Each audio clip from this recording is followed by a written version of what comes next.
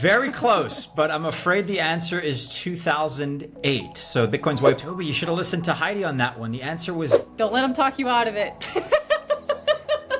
Confident. Final answer. Confident right out of the gate. Uniswap. They say Uniswap. Change. See, he talked us out of it.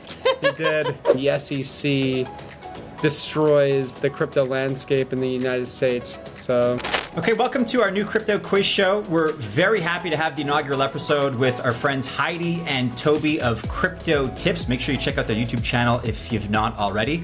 So welcome, guys. Why don't you tell us a little bit about what you do and the kind of content that you publish? Hey, Matthew. Yeah, thanks so much for having us. At Crypto Tips, we've been running that channel since 2016, and we talk about everything about cryptocurrencies that we think is important for people to know, whether it's new developments or security issues or the fundamentals of why crypto was created in the first place, which seems to be lost on some people, especially as they're newcomers to crypto. So we're really passionate about that, as well as Toby's bringing in knowledge about.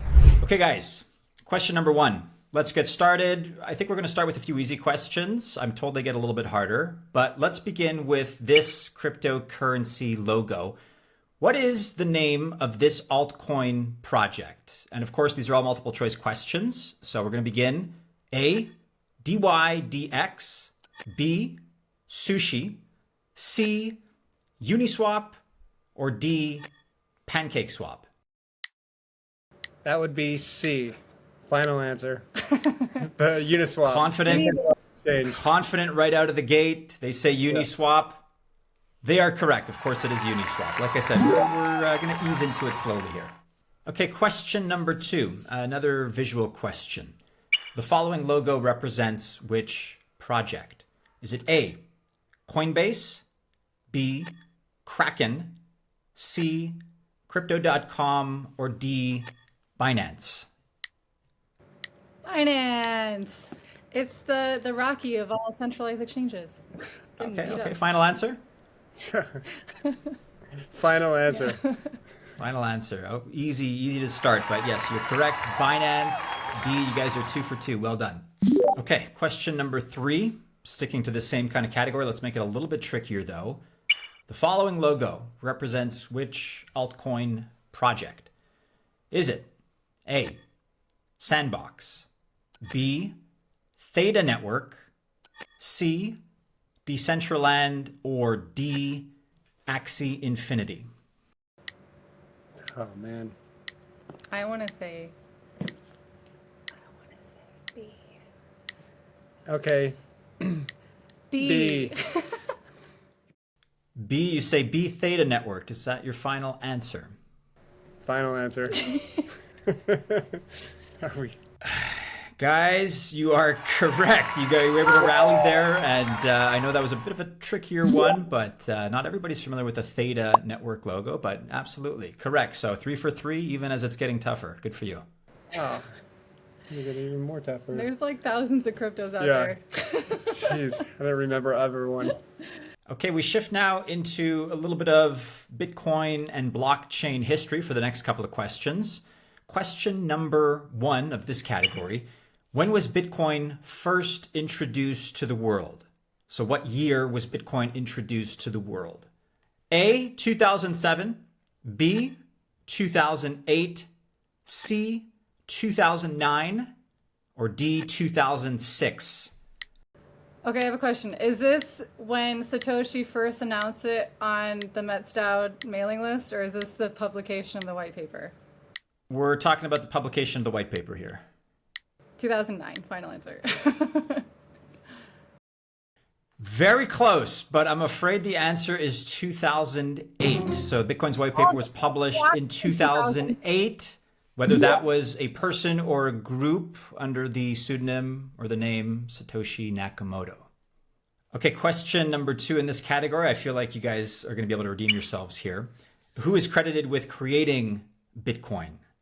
I hope that some of these pronunciations don't mess you up, but I have confidence. A, Shiba Toshi. B, Satoshi Nakamoto. C, the CBI, or D, the FBI? Okay, it's Satoshi Nakamoto. B. B. Satoshi Nakamoto. I don't have to ask final answer. Very well done. Good job. That's so great, isn't it? Okay, Craig, right. What was the first known real-world transaction involving Bitcoin? So what was that transaction characterized by in terms of what was purchased? Was it A, pizza, B, pancakes, C, a Lamborghini, or D, a Rolex? Hey, pizza! And for bonus, it was for 10,000 Bitcoin. Hey, And it was extra points there, I guess. Yeah. Okay, moving right along to our next series of questions here. We're going to be identifying crypto celebrities, I guess. So this is another visual category. And we're going to begin with this individual. Can you guys, Heidi, Toby, identify this crypto personality? Is this A, Elon Musk, B, Vitalik Buterin, C, Andreas Antonopoulos, or D, Mr. Changpeng Zhao, CZ? Vitalik Buterin. Or Vitalik Buterin, or however you Buterin. pronounce his name. Vidi. B. Final answer? Yes. Final answer. Vitalik, you're absolutely right. Okay, bit of an easy one. We'll try to make it a little bit harder here. Can you guys name this individual, this crypto personality? Is this A, Charlie Lee, B, Roger Ver, C, Tyler Winklevoss, or D, John McAfee? It's a trick question. It's really Cameron Winklevoss. No, I'm just kidding. C, Tyler Winklevoss. That would have been pretty evil if we had asked, is it Tyler or Cameron Winklevoss? That would have been next level brutality. Yeah. But good eye. No, it is indeed Tyler Winklevoss. Good job. Okay, last question of this category. Probably last of some of the easier questions, to be honest with you. Another visual ID question. Can you name this crypto personality, this individual here? Is it A, Binance CEO Changpeng Zhao, also known as CZ, B, Ethereum co-founder Joseph Lubin, C, Ripple co-founder Chris Larson, or D, Litecoin creator Charlie Lee? Binance CEO CZ. Final answer? Final answer. Yes. Yes. All right. That was a little simple. Let's try to step it up now. But you guys are doing a great job so far. We're just going to ramp up the difficulty slightly. No problem. Okay, let's talk a little bit about NFTs, non-fungible tokens, and some of the market prices that they have fetched, and as far as some of the more prominent examples of that. So, question number one of this category. NFT, every day's the first 5,000 days by Beeple. That's sold for how much? A, $28.9 million. B, $69.3 million. C, $50 million. Or D, $100 million. What do you think? What was your gut? I mean, We're going to go with that. 69 Every million. day's the first 5,000 days by Beeple. You guys say 69.3 million. Is that your final answer? I'd say 29 million. Okay, we'll go Yeah. with that. 29 million. Final answer. Final answer? Sure. Yes.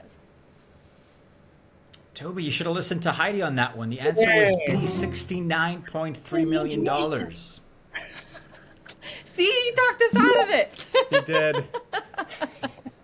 Okay, question number two, and I feel like you guys are going to redeem yourselves here. NFT CryptoPunk number 7804, number 7,804, sold for how much? A, 1,500 ETH. B, 4,200 ETH. C, 2,000 ETH. Or D, 1,000 ETH. Again, that's CryptoPunk 7804. Can you tell me a date so I can kind Yeah, of know what was Ethereum at the time? I think it was like, I want to say. Actually, I can. So we're talking March of 2021. which was certainly around the hype or closer to the peak hype of NFTs. I want to say Yeah? C. Yeah. Okay. Oh, you just going for Just it? go for it. I mean, it's C. 2008 or 2007. Final answer? Yeah. So actually it sold for 4,200 ETH, which was the most expensive or the highest price in terms of the options that we provided. 4,200 ETH, about $7.6 million in March of 2021. And as with the previous question, you know, I share that sort of intrigue that you guys have. I'd be very curious to know what it's worth nowadays. So question number 3, this is a bit of a tougher category, admittedly, but the NFT in question is Julian Assange and Pat Clock. This sold for how much? A, $6.63 million. B, $11.7 million. C, $28.9 million. Or D, $52.7 million. We're talking February 2022. And this officially has the designation of the second most expensive NFT ever sold. I'm not giving you the answer because all of those answers that you're seeing on screen now were less than the $69 million that Beeple's NFT sold for.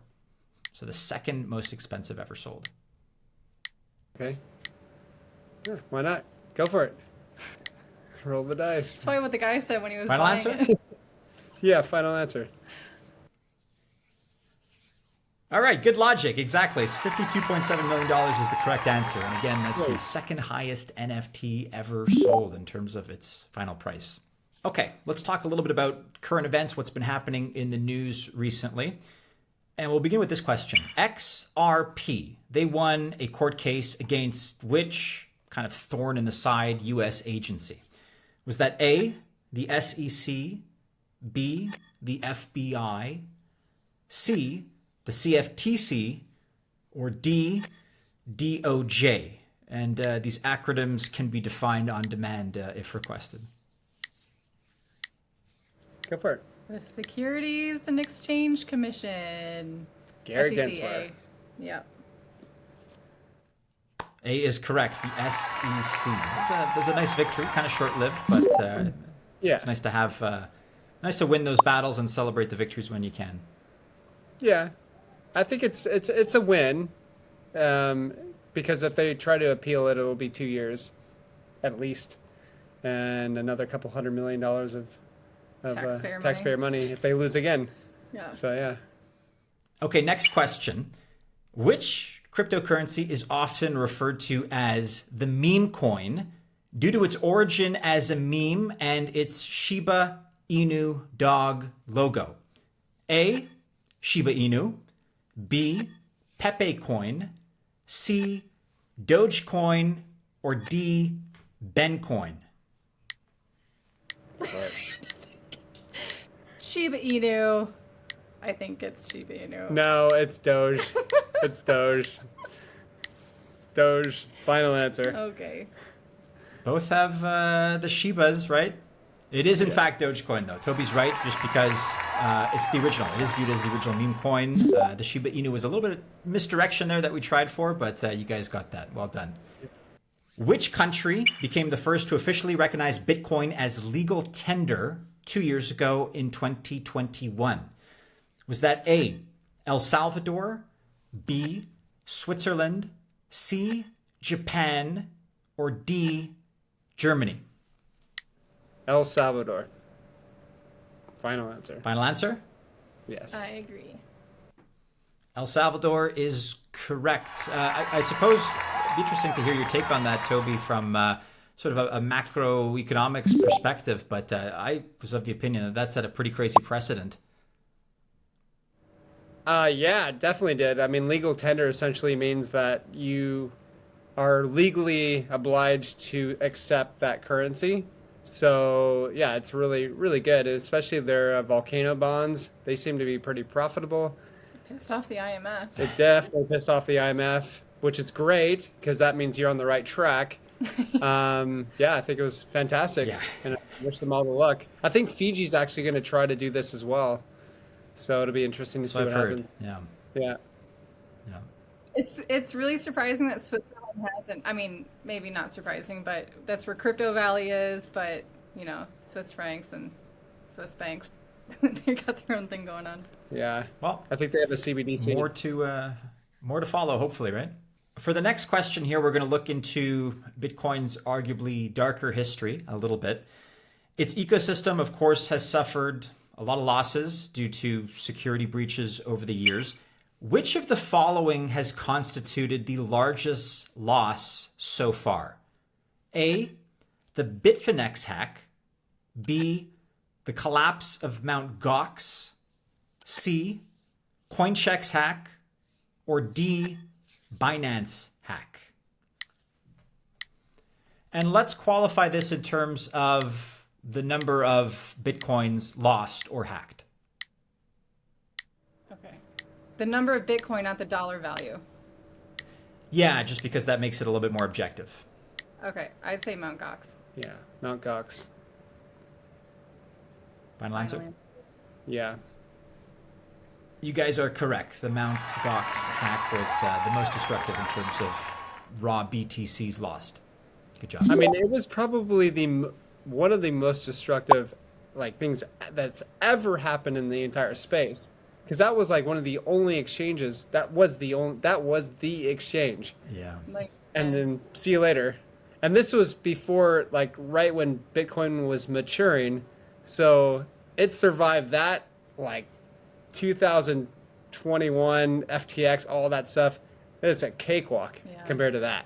I remember that. That was crazy. McDonald's is venturing into the metaverse with McNuggets Land.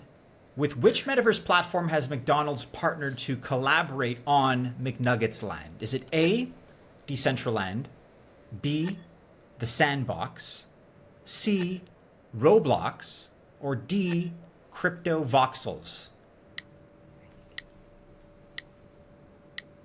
Go for it. I think it's C, Roblox. Final answer? Yeah. This one was actually The Sandbox, so pretty good guess, but The Sandbox was the correct answer in this case. That's the first time I've ever heard of that. Yeah. I don't really pay attention to McDonald's. Or metaverse for a while, actually. We're trying to challenge you guys. You had a very good streak here. You got to get some wrong, right? Yeah. I guess. Sure. There we go. And this will be out of sequence, but I'll ask you an easy one now. Next question. What is the maximum supply of Bitcoin that can ever be created? Is it A, 21 million BTC, B, 100 million BTC, C, nobody really knows because it's randomly created, or D, 22 million BTC? 21 million. A. Final answer. Jinx. There you go. All right, that was a bit of an easy one.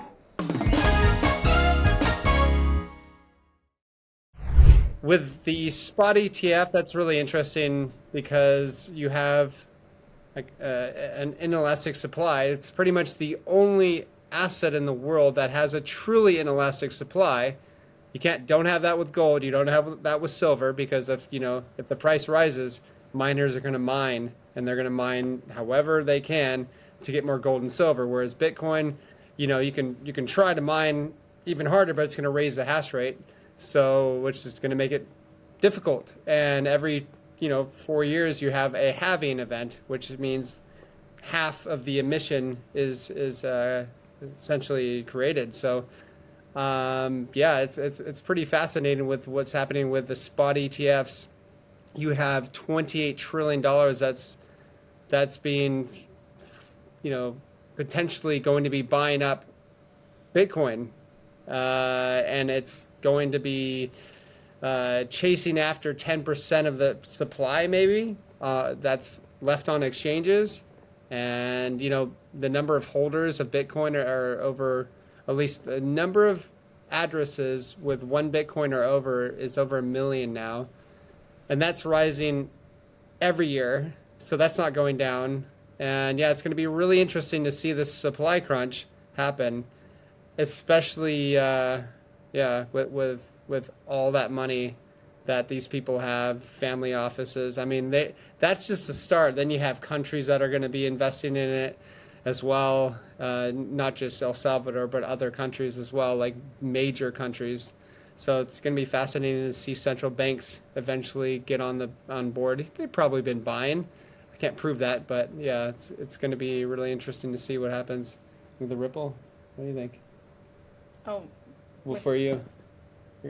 I was just going to say, for anyone who's new to crypto and you're really inspired by, what's happening and you're kind of aware of the financial system and how things are kind of playing out, and you want to know how to start or how to take a part of it, become a part of it, I would suggest, whenever you have free time, learn something that teaches you how to take ownership over your crypto, whether that's using a new wallet, using a decentralized exchange, using DeFi so that you can have your crypto working for you, and also learn something that's going to bolster your privacy online. I think those are two really important things that will really benefit you in the future. Sure. I also have something to say about the SEC. So obviously Heidi is a big proponent of like hardware wallets and keeping your coins off exchanges. For instance, we're telling people, hey, get your coins off of like BlockFi, Celsius before they collapsed. Heidi was like telling people, hey, get your coins off of FTX 2 weeks before it collapsed.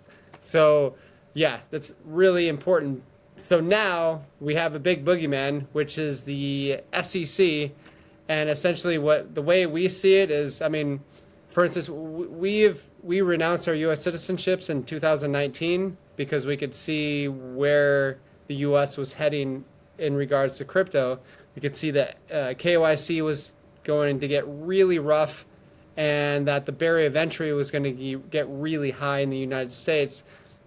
So I see like what's happening right now is you're having all of these giant banks that are getting together like Fidelity and so on that are going to create a giant exchange, and they're going to kick out all the crypto boys, which is Binance and Kraken potentially and others, because Wall Street wants to own the game because they were late. But that's what I see happening right now. And I see crypto kind of fleeing the United States to more freer countries in regards to crypto. There's plenty of countries out there. For instance, Portugal is nice. Crypto tax-free if you hold it for over a year. It's your personal crypto. You have UAE, which is really crypto-friendly, and so on. So yeah, I see a lot of these countries because, the money flows where it's least resisted, right? So that's just kind of how water works. That's how money works as well. So yeah, it's going to be really fascinating to see how badly the SEC destroys the crypto landscape in the United States. So, but regardless, there's DeFi, and you don't have to just follow the rules. Like crypto is built on the foundation of permissionless systems, right? So you're not asking government for permission. First off, government doesn't really understand half of the stuff that goes on with crypto. They're probably 10 to 15 years behind because this is the free market here. There's no bureaucracy. There's no red tape where crypto has to go. There's that creative developers have built. So it's really interesting. So DeFi is going to kick butt in the future, and really looking forward to it. Especially if you're a U.S. citizen, you better learn DeFi. And you can follow us at Crypto Tips if you want to learn more about it. Well, you can find Heidi at Blockchain Chick on Twitter, and me at Sir Crypto Tips. I'm very opinionated and not the most popular, but I'm very truthful, and I'll say it how it is. And then we also have a subscription based soon it's going to be learningcrypto.com. You can say learningcrypto.com. Yeah, learningcrypto.com. So yeah,